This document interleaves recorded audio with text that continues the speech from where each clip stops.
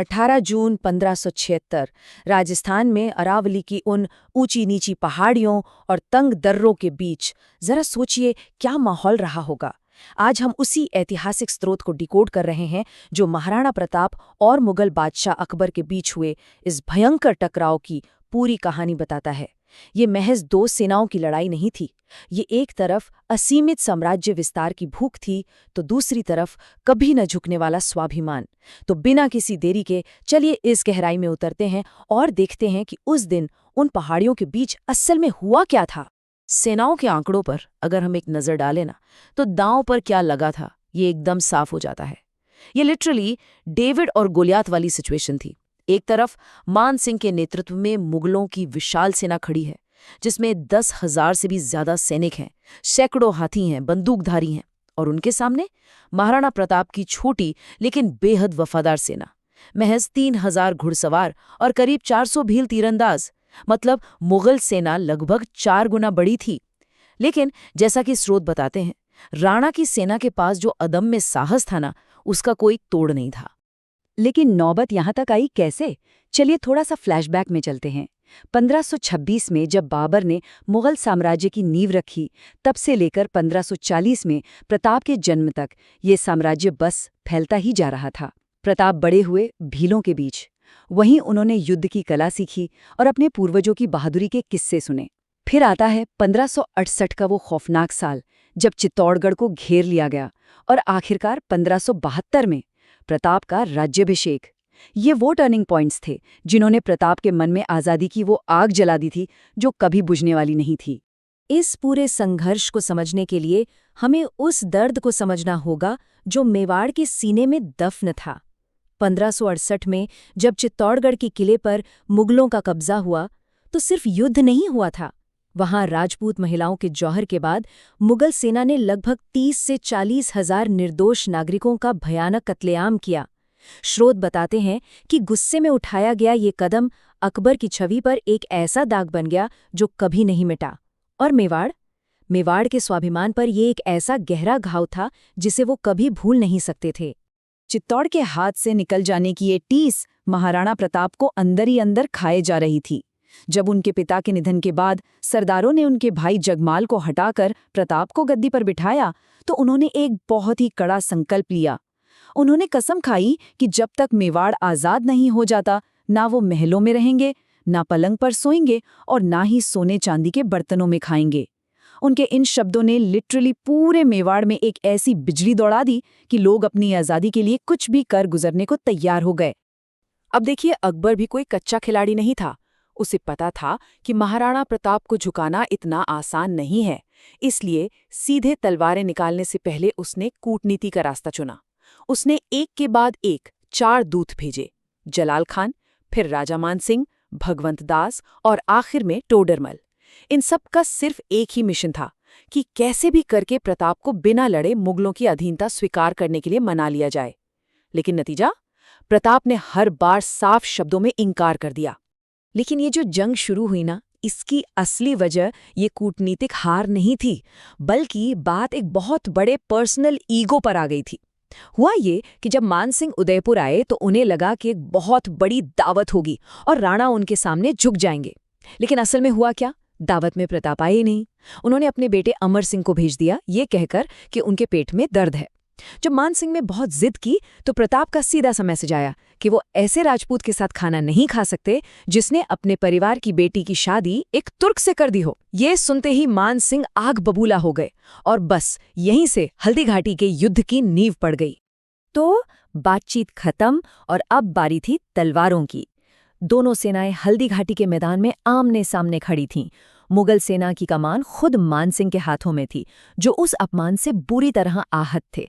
उनके साथ आसफ खान और सैयद हाशिम भी थे। पर सबसे हैरान करने वाली बात जानते हैं? प्रताप के अपने सगे भाई जगमाल और शक्ति सिंह इस वक्त मुगलों के खेमे में थे। वहीं दूसरी तरफ मेवाड़ की सेना थी जिसका नेतृत्व खुद महाराणा प्रताप कर रहे थे, और उनके साथ खड़े थे अफगान योद्धा हाकिम खां सूर, झाला मान सिंह और भीलों के वीर नेता राव पूंजा। 18 जून की वो सुबह, जैसे ही सूरज निकला, मेवाड़ के सिर्फ 3000 घुड़सवारों ने मुगल सेना पर ऐसा सडन और शार्प अटैक किया जिसकी किसी को उम्मीद नहीं थी। ये बिल्कुल आसमान से बिजली गिरने जैसा था। स्रोत बताते हैं कि इस पहले ही वार ने मुगलों की फ्रंट लाइन की धज्जियां उड़ा दी। वहां इतनी अफरा तफरी मच गई कि आगे की मुगल टुकड़ी अपनी जान बचाकर पीछे भागी और अपनी ही सेना की दूसरी टुकड़ी से बुरी तरह टकरा गई। चारों तरफ सिर्फ खौफ और कंफ्यूजन था। और इस अफरा तफरी के बीच एक और भयानक लड़ाई चल रही थी, हाथियों की लड़ाई। मुगलों के हाथी गजमुक्ता से भिड़ गया मेवाड़ का लूना, लेकिन जो असली तबाही मचाई ना, वो मेवाड़ के विशाल हाथी राम प्रसाद ने मचाई। जब राम प्रसाद का महावत युद्ध में मारा गया तो मुगलों ने उस हाथी को पकड़ लिया और अकबर को खुश करने के लिए तोहफे में भेज दिया। अकबर ने उसका नाम बदलकर पीर प्रसाद रख दिया। लेकिन यहाँ स्रोत एक ऐसी बात बताते हैं जो रोंगटे खड़े कर देती है। उस जानवर की वफादारी देखिए, उसने मुगलों का दाना पानी तक नहीं छुआ और 18 दिन तक भूखा रखकर अपनी जान दे दी। अब इमेजिन कीजिए इस युद्ध के सबसे बड़े क्लाइमैक्स को। महाराणा प्रताप का गुस्सा एकदम 7वें आसमान पर था। उन्होंने अपने बहादुर घोड़े चेतक को सीधा मानसिंह के हाथी की तरफ दौड़ा दिया। चेतक ने हवा में एक जबरदस्त छलांग लगाई और अपने दोनों अगले पैर हाथी के दांतों पर टिका दिए। उसी पल प्रताप ने पूरी ताकत से अपना भाला फेंका। वो भाला महावत को चीरता हुआ निकल गया। महावत वहीं ढेर हो गया, लेकिन मानसिंह किस्मत से हौदे में छुपकर बच गए।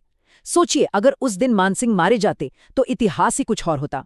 लेकिन इस झड़प में हाथी के सूंड में बंधी तलवार से चेतक का एक पैर बुरी तरह कट गया। अब सवाल ये है कि जब मुगल सेना हार रही थी तो बाजी कैसे पलटी? यहाँ मुगलों ने एक बहुत ही शातिर चाल चली। उन्होंने जोर जोर से नगाड़े बजाने शुरू कर दिए और ये झूठी अफवाह फैला दी कि खुद बादशाह अकबर एक बहुत बड़ी सेना लेकर आ रहे हैं। ये सुनते ही जो मुगल सैनिक भाग रहे थे वो वापस लौट आए। अब मेवाड़ की सेना तो पहले ही मुट्ठी भर दी। ऐसे में सरदारों ने राणा प्रताप से एक टैक्टिकल रिट्रीट करने की गुजारिश की, मतलब रणनीतिक रूप से पीछे हटना, क्योंकि अगर संघर्ष को जिंदा रखना है तो राणा का जीवित रहना सबसे जरूरी था।